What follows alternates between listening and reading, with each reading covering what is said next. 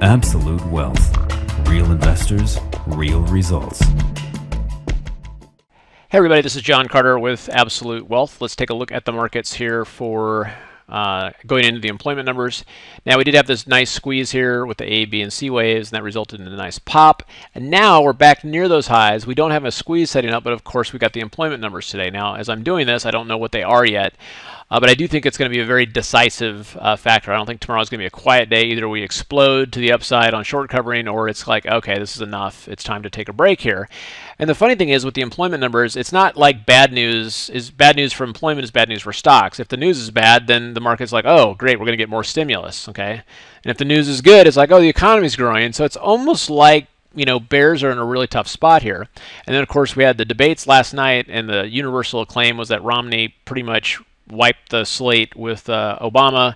And how do the markets interpret that, or is it just more of a one-day bounce kind of thing? So a lot of interesting things going on there.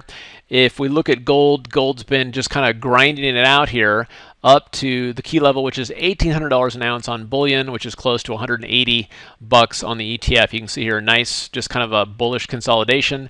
And I do think that right now, if gold breaks out here, then you're going to see stocks moving higher as well. And you can say the same thing here with SLV. For silver, both of the metals here continuing to grind higher. And you can see we've got a new squeeze set up in an SLV. And you can see the last squeeze here resulted in about a $6 move. So then the question is, we get some more consolidation here. This fires off. Does SLV cruise higher? Well, the answer to that is going to be a lot of what happens to the dollar index. Dollar index here has been moving lower. And as long as it stays below this downtrend, then yes, metals will continue to move higher. If at some point it pops through, that's when metals will also make their reversal. Okay, if we take a look at the Euro ETF, same thing here. That obviously if the dollar goes lower, Euro is going to go higher here, and if the Euro takes out this level, that's good for gold as well. So strong Euro means very, very weak dollar, and you're looking for the metals to go higher. Okay. Last but not least, I'm really like how the action here on Google, and at this point you got this huge move into its old-time highs, this consolidation, building up energy, looking for a move to 800 bucks. Okay, you guys have a good night and take care. We'll see you at the next update.